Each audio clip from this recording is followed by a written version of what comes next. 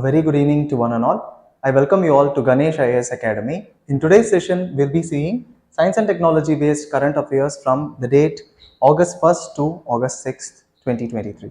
Okay, so let us get into the news articles one by one.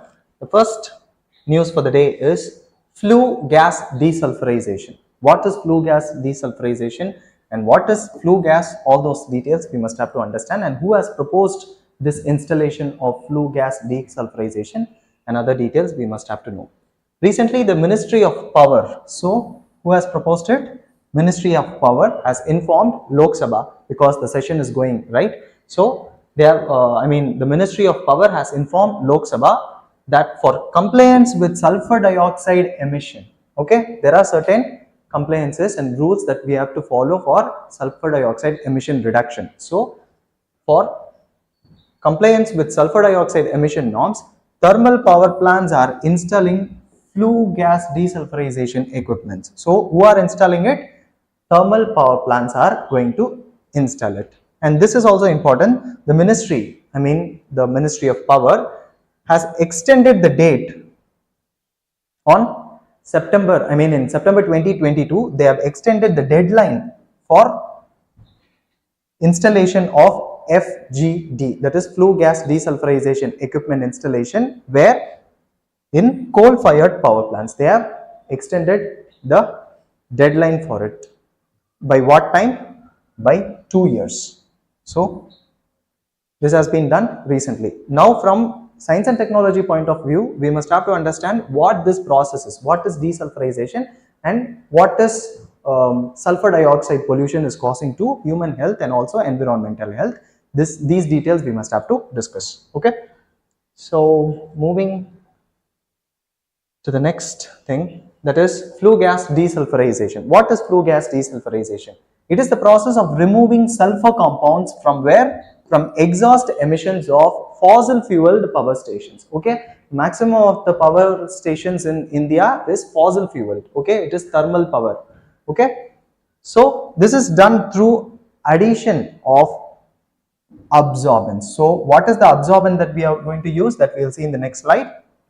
So they are going to add absorbent. That absorbent is going to remove these sulfur compounds, which can remove 95% of the sulfur dioxide from flue gas. So here we have to understand what is flue gas. They are going to remove it from flue gas. The title itself is flue gas desulfurization. So what is flue gas? Material emitted when fossil fuels such as coal, oil, natural gas or wood are burned for heat or power is called as flue gas. Okay, so the material which is emitted from fossil fuel burning is called as flue gas. How is this done? The desulfurization is done. They use a method like this. Okay, flue gas is an equipment like this. Okay, flue gas is given as input, and then comes limestone, which is going to absorb it. Okay, so what is limestone? Calcium carbonate, right? So limestone is going to absorb sulfur compounds in flue gas, and then it will get converted into calcium sulfate and calcium sulfite, CaSO4 and CaSO3. Okay, so this is how it is going to absorb it. And then you also get gypsum as a product from this. Next, what is the need for flue gas desulfurization in India? Are we having so much of sulfur dioxide in our environment so that we have to go for strict adherence to this flue gas desulfurization? Yes, because Indian cities have some of the world's most polluted air. Okay, and then India is currently emitting almost twice the amount of sulfur dioxide than the next highest country, that is Russia. Okay, next to us we have Russia. Than Russia we are emitting twice the amount of sulfur dioxide. So in India we are emitting a lot of sulfur dioxide, hence flue gas desulfurization process is very important. Next is thermal utilities. Such facts are very important from exam point of view. Thermal utilities which produce 75% of the country's power. This point is important. See, thermal utilities, that is coal based power plants, produce 75% of country's power. accounts for 80% of the industrial emission of sulfur and nitrous oxide. So, thermal power plants accounts for 80% of industrial emissions of sulfur and nitrous oxide. Other than that, it is also being a cause for lung disease, acid rain and smoke. So, NOx, nitrogen oxides and sulfur oxides, these are the main culprits which is responsible for lung diseases, acid rain and smog. Okay. Next, the highest level of damaging sulfur dioxide pollution in India are avoidable much sooner as this system have proved successful. Where? In China. Okay. So, in China they have successfully installed flue gas desulfurization units. That is because China was the highest, China had the highest level of sulfur dioxide pollution in the year 2005. So from then onwards, they took many initiatives to curb sulfur dioxide emission, and this flue gas desulfurization is one such measures which was done by China, and we are going to adopt it now. Okay. Next, what is sulfur dioxide? What is sulfur dioxide pollution? How is it going to impact human and environment health? That we have to know. First of all, sulfur dioxide has certain sources, large source and smaller source. When it comes to largest source, it is burning of fossil fuels by power plants and other industrial facilities. And then when it comes to other smaller sources, then comes extracting metal from ore. Other than that, there are also natural sources like volcanoes, locomotives, ships and other vehicles. Okay, so volcanoes here is a natural source. Other than that, locomotives and ships and other vehicles also emit sulfur dioxide. Okay. Next, what is its impact on human health? Short-term exposure to sulfur dioxide can harm human respiratory system and make breathing difficult. So it causes breathing related issues. And then WHO has estimated, such facts are important. Okay. You can use such facts in your answer writing. WHO has estimated that it causes, sulfur dioxide emission causes 4.2 million deaths globally per year. Okay, which is a huge number. And then sulfur dioxide can react with other compounds to form small particles which contribute to particulate matter pollution. We have particulate matter pollutions like PM 2.5 and PM 10. Okay. PM here is particulate matter. So sulfur dioxide, when it combines with other organic compounds, then it leads to formation of particulate matter. Okay, small particles will be formed. Next, the next topic for the day is post-quantum concerns of quantum computing. Okay, so what is quantum computing? Why is post-quantum concerns are there? Quantum technology has evolved. After evolution of quantum technology or progress of quantum technology, there are concerns raising. And why are these concerns raising? That we must have to know. The emergence of quantum computing has raised concerns about its impact on computer security in future. So, quantum technology improvement or progress is going to impact computer security in future. Here, the computer security that we are talking about is the classical computer's security.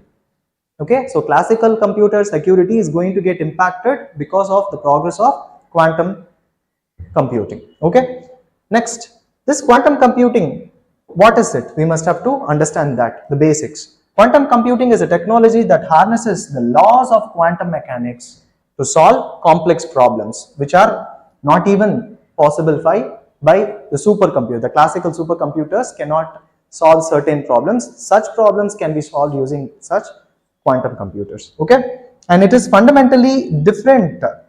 It has a fundamentally different way of processing information. How is it going to process information? That we'll understand very soon in the next slide.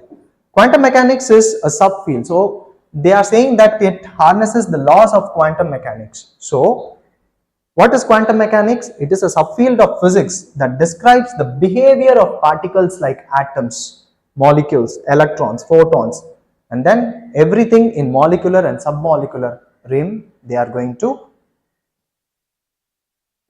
analyze. Okay, so this is quantum mechanics, and quantum computing uses or harnesses the laws of quantum mechanics. How is it different from the classical computers? That we have to understand. In classical computers, the information is stored in the form of binary states, that is zeros and ones. Okay, we all know that the information is stored in the form of zeros and ones when it comes to classical computers, whereas in quantum computers they use something called as qubits. Okay, this qubit related question was asked in previous year prelims question in UPSC. Okay, so what is qubits? It is actually a basic unit of quantum computing. Okay, unlike a bit that has to be 0 or 1. Okay, so a bit has to be either 0 or 1. This is how it takes its position. But then a qubit can be a combination of states. Okay, so here a bit means, in classical computers, a bit means either 0 or 1. But in quantum computing, qubit means it may be any combination of 0 and 1. Okay, so qubit can represent and process information as zeros, ones, or even simultaneously both 0 and 1. Okay, so this is what is going to make quantum computing special, and it allows for exponentially larger calculation and gives them potential to solve complex problem. Okay, so this is the property which is giving this particular feature of it. Okay, then we need to understand certain other terms related to quantum computing. See here, in classical bit, I mean in classical computers, you have zero state and one state and zero state, whereas in qubit, in quantum computing, you have multiple states at the same time. Okay, so there will be 0 0 1 1 1 0, like that. You have multiple states at the same time. Simultaneously they will be at multiple states. This is called as qubit. Okay, and this enables solving larger problems. So what is superimposition? We have to understand certain terms which is related to quantum computing. We'll understand terms like entanglement, coherence and other things, decoherence and other things. Okay, so what is superposition? We just saw that it will take multiple states simultaneously. That ability is called as superposition. So qubits can represent numerous possible combination of 1 and 0 at the same time, and this ability to simultaneously be in multiple states is called as superposition. Okay, so super means it's a soup. Okay, so it is a soup of states. So multiple states at the same time simultaneously is called as superposition. Okay, next term we have to understand is entanglement. So what is entanglement in quantum computing? This is a concept which is difficult to imagine or difficult to demonstrate. Okay, but then researchers are doing many researches to understand how this entanglement actually happens. Okay, the first thing is we have to understand it word by word, so that we'll try to understand at least. Okay, quantum entanglement is the phenomenon that occurs when a group of particles interact in such a way that the quantum state of each particle of the group cannot be described independently. Say for example, there are group of particles, and one particle from this group is in India. Another particle from this group is in America, and they are saying these two particles are entangled, which means if I am going to make any change in this particle, even if this particle is very far away in terms of distance, this particle will have an effect. I mean, it will be affected. It will have an effect in this particle. So if I am going to make a change here, it will make a change here also. If I am going to do a change here, it will affect this particle also. This concept is known as entanglement. So what is entangled is, which means two members of a pair exist in a single quantum state. Okay, these two members are of a same group, but then they are kept at a very large distance. Even then they are going to be in a single quantum state. Okay, so this is quantum entanglement. This is actually a difficult concept to imagine or even demonstrate. Okay, even scientists are finding it difficult to demonstrate even now. Okay, changing the state of one qubit will instantaneously change the state of other in a predictable way. So this is how they are going to impact. So if I have to make any change of any computer program or information in America, then I can do it from India itself. It will automatically get reflected in America. So this is the kind of entanglement we are talking about. Okay. Next, this happens even if they are separated by a very long distance, as we saw. Okay. So this is quantum entanglement. Even scientists like Einstein have said that it is a spooky action at a distance. Okay. Scientists really do not know how this entanglement works. Okay, even Einstein has said that it is a spooky action at a distance. When I make a change here, it is getting reflected here. They do not know how is it getting reflected here, but then the change is getting reflected here, and they are explaining it that they both are in same quantum state. Okay, so that is the explanation that they are giving. But this feature is the key to the power of quantum computers, which is going to dominate our future. Okay, I hope you're understanding a little at least. Next, decoherence. Decoherence is next topic we have to understand. What is decoherence in quantum computing? The interaction of qubits with their environment in a way that causes the quantum behavior to decay or ultimately disappear is called as decoherence. So they will be having a quantum behavior, the particles will be having a quantum behavior, and when that particle is going to interact with the environment in such a way that their quantum behavior is going to decay, is called as quantum decoherence. Okay, so decoherence is the word here. That is because the quantum state is extremely fragile. See how fragile it is. Even the slightest vibration or even a slightest change in temperature can disturb the quantum state. Okay, it will cause disturbance called as noise in quantum, okay, in quantum state, and then it will tumble out the superposition. As we already saw, superposition is simultaneously being in multiple states, right? So it will tumble out the superposition before their job has been properly done. So each superposition, I mean the particles will be given a particular task to be done. Okay, if decoherence happens, then that task will not be done. Okay, that is because of tumbling out of superposition. That is decoherence. Decoherence simply means disappearance or decay of,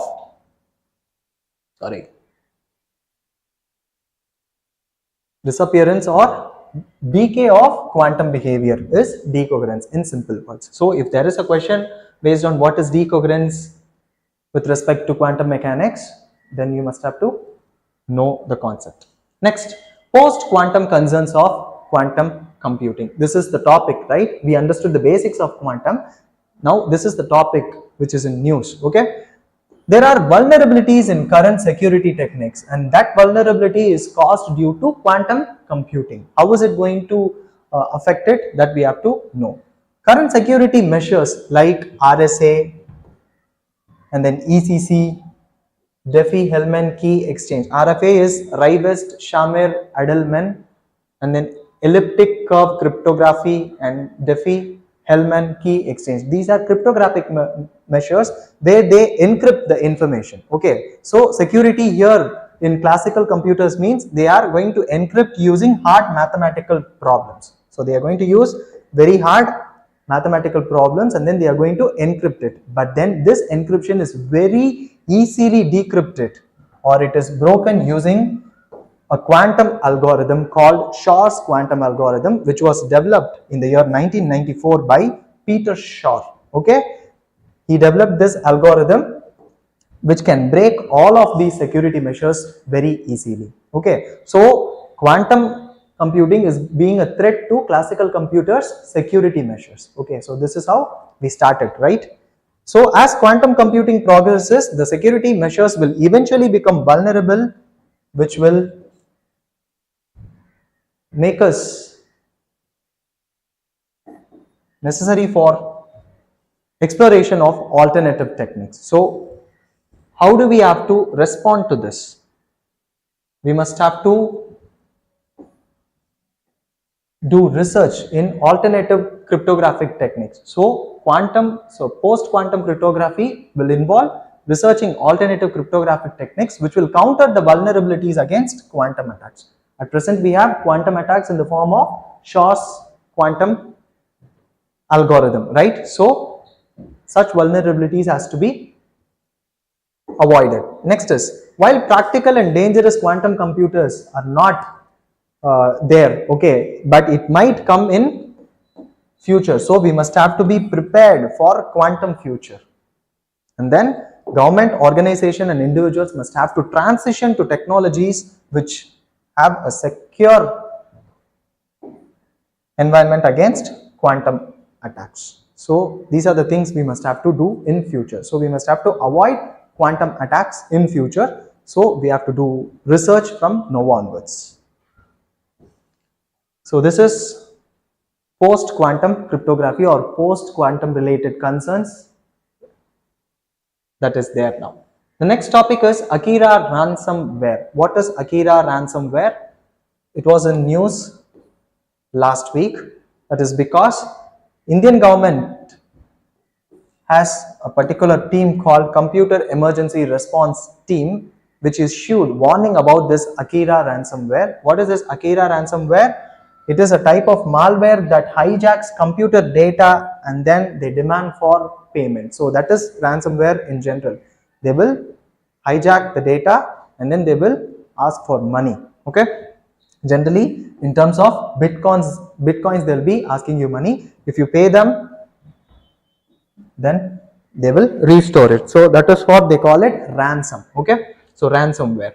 Next, this Akira is going to be a significant cyber security threat which is going to affect Windows as well as Linux devices. So what is this team that we have to understand? So see, this is how we have to link topics. Okay. Though the topic is about Akira ransomware, who has released a warning about it? This Computer Emergency Response Team. So we have to know details about that team also. So what is this Computer Emergency Response Team? It is an organization under which ministry? Ministry of Electronics and Information Technology, MeitY, with the objective of securing Indian cyberspace. So what is their objective? Securing Indian cyberspace. Other than that, it is also a nodal agency which deals with cyber security threats like hacking and phishing. Phishing is nothing but not phishing. Okay, PH. Phishing is sending fraudulent emails and messages. Okay, that type of attack is called as phishing. Next, it collects, analyzes and disseminates information on cyber incident. Who does all this? This CERTN. Okay. And then it also issues alert on cyber security incidents. Other than that, it also provides incident prevention and response services as well as security quality management services. So if there is a question based on this team, that is Computer Emergency Response Team, then you can include these points in your answer writing, and this may also be useful for your prelims if there is a statement from these objectives of the team. Next, this was a previous year question. Why do we have to focus on such ransomwares which is in news? Because a question based on such ransomware was also cyber threats was also asked in the past. Okay, see this question. The terms WannaCry, Petya and Eternal Blue sometimes mentioned in the news recently are related to what? Okay, this was 2018 question. Answer to this is cyber attacks. So these were in news in 2018, I mean in 2017 or even before. So these are cyber attacks. So such topics also become very important from your exam point of view. Next topic is cell-free deoxyribonucleic acid. We all know DNA is deoxyribonucleic acid. What is cell-free deoxyribonucleic acid? How is it going to help in modern day diagnosis and other things we have to understand. Okay. So recently a notable advancement in medical sciences has emerged through discovery of this cell-free deoxyribonucleic acid, carrying a significant implication for disease detection, diagnosis and treatment. Okay, and this is going to reshape the entire landscape of medical sciences. They are giving so much build up to it. let us understand whether it really has such capabilities. Okay, it has. Okay, this cell-free DNA refers to fragments of DNA that exist outside the cell. So what is this cell-free DNA? We generally know DNA which is present inside the nucleus, right? This is the cell, and here you have nucleus, and inside the nucleus you have chromosome, and over the chromosome is what is DNA wound. Okay, histone protein. I mean, there is histone protein, and over histone protein this DNA is wound over it. Okay, so that is how the chromosome is formed. So generally all these genetic material are found inside the nucleus. But what is cell-free DNA? Those fragments of DNA that exist outside the cell. So they exist outside the cell. They don't even be inside the cell. There is also another set of DNA called mitochondrial DNA, which will be in mitochondria. Again, they are within the cell. But then these cells that we are talking about, that is cell-free DNA, will not even be inside the cell. It will be outside the cell. Okay. So how are they coming outside the cell? That we need to understand also. Next, they are found in body fluids like blood or urine and other things. Okay, unlike the majority of DNA which is enclosed within the cells. Okay, majority of DNA is enclosed within the cells, but these are the cells, I mean the DNA which are outside the cell. They are found in body fluids like blood. Next, scientists actually are aware of such DNA, that is cell-free DNA, since 1948, but only over the past 2 decades they have figured out what to do with it. How are they going to use it? How are they going to harness it? That they have very recently found, and they are doing research on it.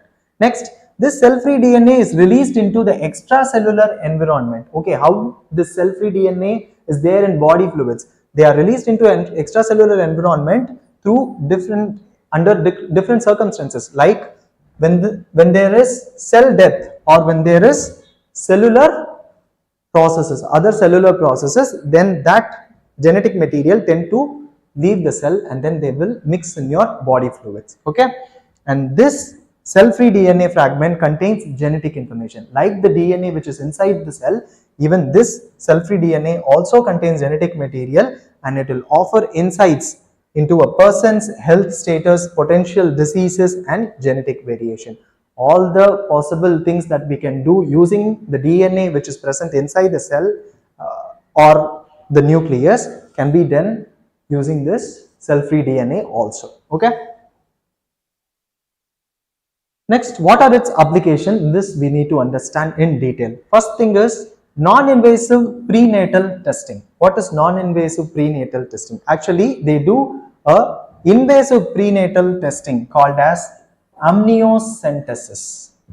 Okay, but it is a very risky process where they will extract amniotic fluid from the mother's womb. Okay, so this is a very risky process for both the mother and the fetus. But then this cell-free DNA will bypass this process. Okay, so they will go for non-invasive prenatal testing. So in this non-invasive prenatal testing, even from the mother's blood, they can collect information that they want. Okay, so it will give critical information about the fetus's genetic health. Okay, so let us understand that using a picture and then come to the second point. So this is how that amniocentesis is done.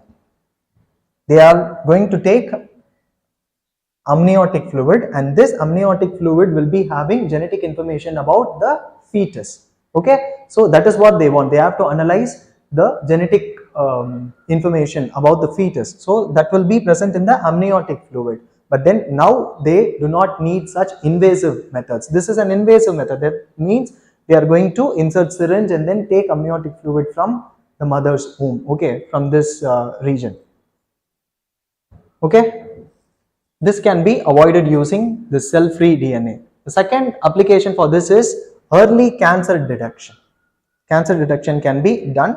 Identifying cancers in their initial stages can be done using this cell-free DNA. Other than that, they are also having Gemini. Gemini is genome-wide mutational incidence for non-invasive detection of cancer. That is Gemini, and this process uses cell-free DNA sequencing to detect lung cancers with high accuracy. Okay, so this can be asked as a question. So I mark this as important.